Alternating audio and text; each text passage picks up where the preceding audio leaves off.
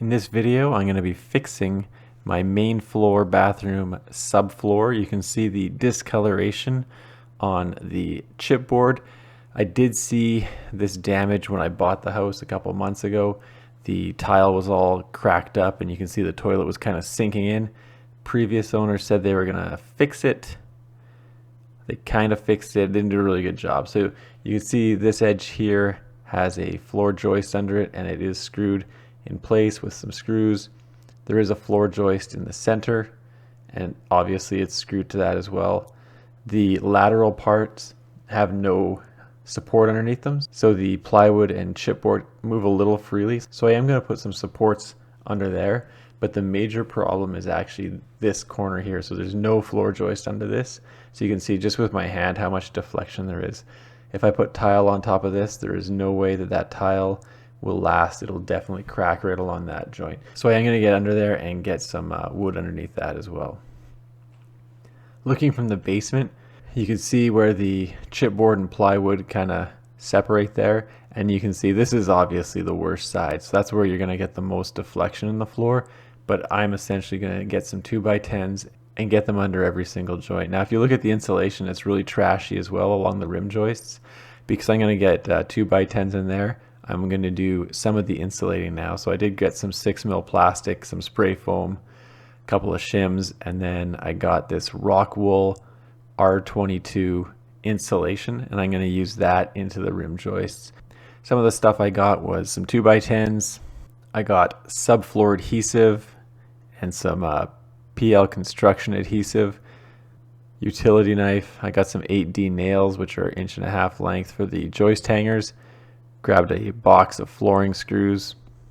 I got a box of 2.5 inch construction screws. I got 8 joist hangers, but I only used 3 of them because I just couldn't get them into some of the tight spaces.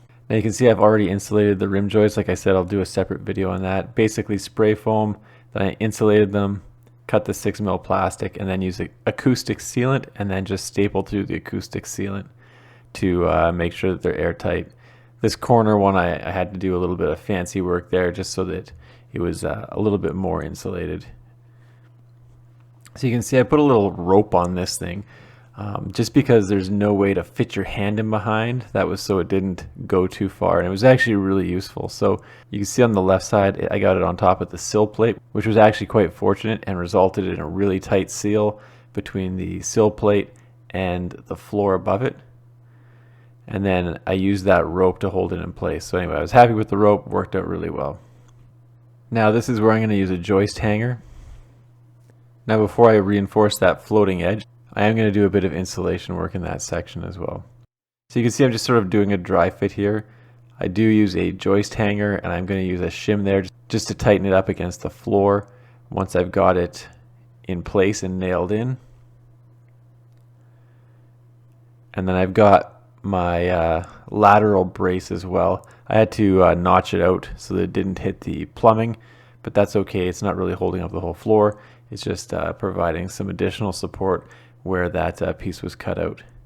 I'm not going to use the joist hanger.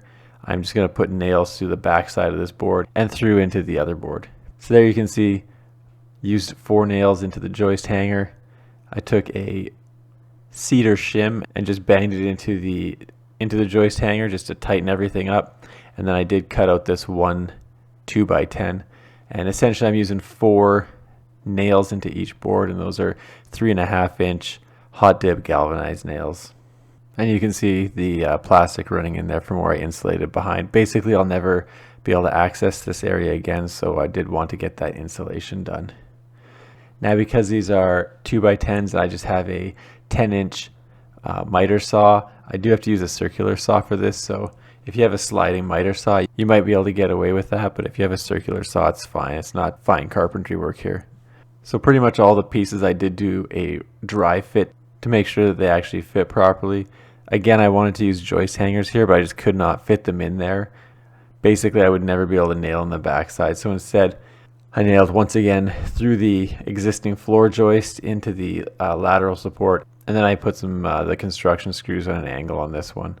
And really the last one is the only one that I was able to use the joist hangers on effectively. You can see I held the board in place with a 2x3 and then a automotive floor jack and just pushed it into place. And then I was able to get underneath it and use the joist hangers to secure everything in place. So you can see, like I said, this is the only one where I was actually able to use the joist hangers. So there's 4 nails on each side for these joist hangers. And obviously I used all of them. There are nails that you can use to come in from the side and hold the board in place.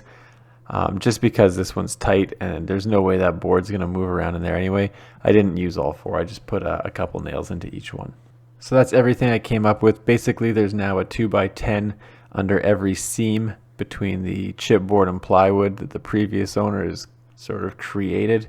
And now there's no deflection between the chipboard and plywood sections of the floor. And you can see I've sort of re-insulated that part with the spray foam, the rock wool insulation, and the acoustic sealant. Now back up in the bathroom, I do add some subfloor adhesive into the joint between the plywood and the chipboard, and then I take the flooring screws and I put in a lot. So I had a whole bunch through the old floor just to ensure that there's no movement there, and then obviously I'm going to take a bunch of screws and put them through the plywood as well, just to make sure everything's in place. Other than that, I do take a belt sander and sand down the joint between the chipboard and plywood all the way around, because there is some inconsistency. Some areas the plywood's a little higher, some areas the chipboard's a little higher, and obviously you're going to want a flat surface before you start looking at doing tile work.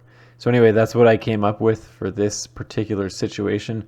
Obviously it's not ideal, and I'm not sure how they let their toilet run so long that it destroyed the tile, destroyed the subfloor, destroyed everything.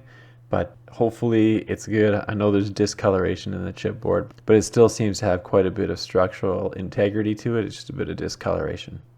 Anyway, thanks for checking out my video. Don't forget to like and subscribe.